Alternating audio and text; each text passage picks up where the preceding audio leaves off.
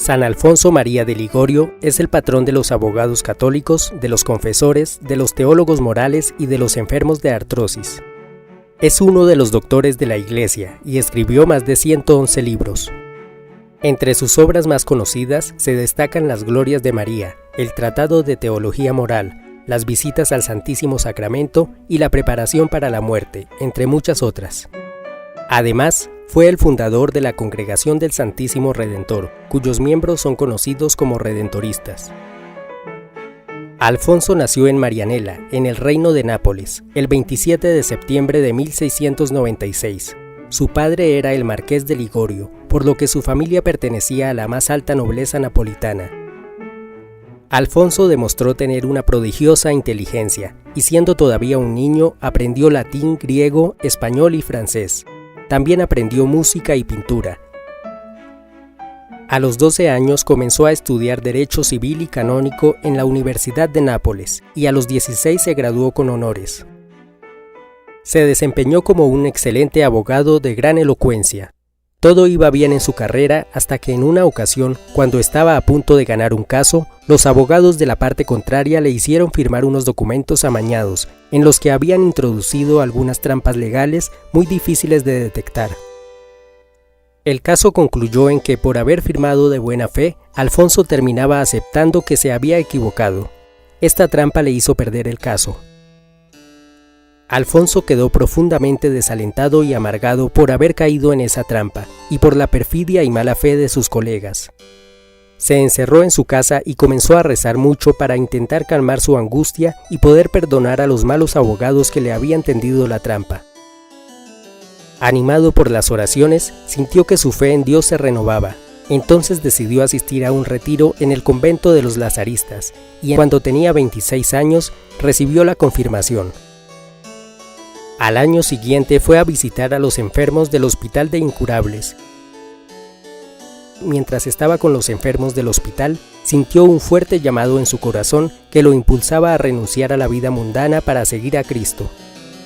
En una segunda ocasión, el llamado se hizo más intenso, hasta que decidió ir a la iglesia de Santa María de la Redención de los Cautivos y allí, ante una imagen de la Virgen María, entregó su espada de caballero, renunciando así a sus derechos de nobleza. Después ingresó como novicio en el oratorio para hacerse sacerdote. Su padre, al enterarse de esto, entró en cólera, pues ya tenía concertado un matrimonio para su hijo, y además quería que Alfonso tuviera una brillante carrera en la corte.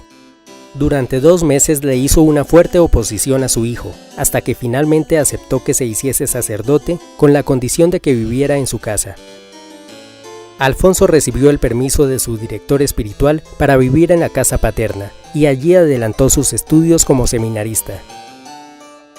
Finalmente, el 21 de diciembre de 1726, a la edad de 30 años, fue ordenado sacerdote.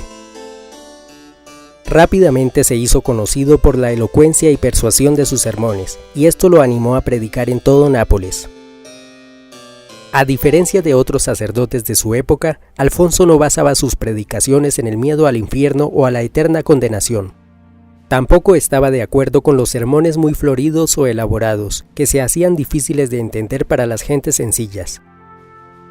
Sus sermones enfatizaban en la misericordia divina, aún para los más pecadores, pues creía que las personas se convertirían más fácilmente por el amor y la misericordia que por el miedo o por los discursos rebuscados. A Alfonso le disgustaban los lujos de los palacios episcopales y las atenciones de las casas parroquiales. En cambio, pasaba su tiempo en la calle, hablando con las personas que vivían debajo de los puentes, con los mendigos y con los jóvenes delincuentes. Esto le dio la idea de fundar las capillas del atardecer, que eran lugares de encuentro y acogida para las personas más pobres y desamparadas. Allí podían cubrir sus necesidades más básicas y recibían consejos y guía espiritual. A lo largo de su vida, Alfonso alcanzó a construir 72 de estas capillas, con más de 10.000 personas de la calle a su cargo. El confesionario de Alfonso siempre estaba lleno. La gente hacía fila para que los pudiera confesar, porque trataba a cada persona con amor y misericordia. Tiempo después comenzó a recorrer las aldeas y los campos de los alrededores de Nápoles, predicando de la manera más sencilla posible, para que su mensaje fuera entendido por todos. El 9 de noviembre de 1732, Alfonso fundó la Congregación del Santísimo Redentor. La idea de Alfonso era que la congregación tuviera un carácter misionero. Por eso mandaba a los miembros de la congregación a recorrer todo el reino de Nápoles, hasta la aldea más remota, para llevar la buena nueva de Jesucristo. Casi al mismo tiempo fue fundada la Orden del Santísimo Redentor, conformada por las monjas redentoristas, que contaron con el apoyo de Alfonso, aunque otros miembros de la congregación no las apoyaban. La regla de la congregación fue aprobada por el Papa Benedicto XIV en 1749. Sin embargo, poco después surgieron conflictos y divisiones internas que terminaron por relegar a Alfonso a un segundo plano. En 1762, a los 66 años, fue nombrado obispo de Ágata dei Goti, una pequeña diócesis napolitana. Alfonso quiso renunciar al nombramiento, quizás porque creía que le limitaría en su labor misionera, pero el Papa no le aceptó la renuncia. Durante 13 años ejerció el ministerio episcopal.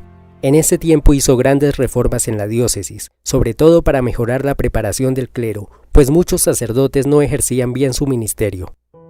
El descuido llegaba al punto de que algunos celebraban misa en tan solo 15 minutos, omitiendo gran parte de los ritos.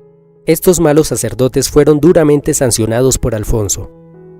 Por esos años comenzó a sufrir de artrosis cervical, una enfermedad que le deformó la espalda y que Alfonso aceptó con paciencia. Cuando los jansenistas comenzaron a decir que la devoción a la Virgen María era una mera superstición, Alfonso se indignó y decidió escribir un libro para exponer sus ideas al respecto. Fue entonces cuando escribió Las Glorias de María, uno de los libros marianos más conocidos de la historia. También escribió el Tratado de Teología Moral, que durante muchos años fue obligatorio en la educación de los futuros sacerdotes. Durante un periodo de peste y hambruna en su diócesis, Alfonso vendió todos sus bienes para alimentar a los pobres. Incluso llegó a vender su anillo episcopal, sus vestiduras sacerdotales, su mula y su carruaje.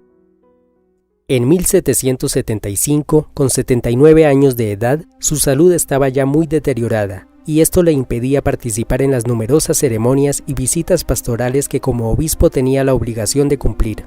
Entonces le rogó insistentemente al Papa Pío VI que le aceptara la renuncia para retirarse a la casa redentorista de Pagani.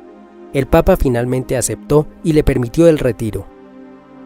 Alfonso vivió 12 años más, pero fueron sus años más difíciles y dolorosos, no solo por los terribles dolores físicos que sufría, sino también porque como director de la congregación debía dirimir las disputas internas y estar pendiente de numerosos asuntos administrativos y espirituales de los redentoristas. Además, aunque la regla de la congregación ya tenía la aprobación papal, la congregación en sí misma no había sido aprobada formalmente, y Alfonso sufría mucho por alcanzar dicha aprobación. A todo esto se sumó el hecho de que se quedó casi completamente ciego. Esto le imposibilitó para leer los numerosos documentos de la congregación, y en un acto de repentina sorpresa fue expulsado de la misma congregación que había fundado, por no haber leído algunos documentos importantes.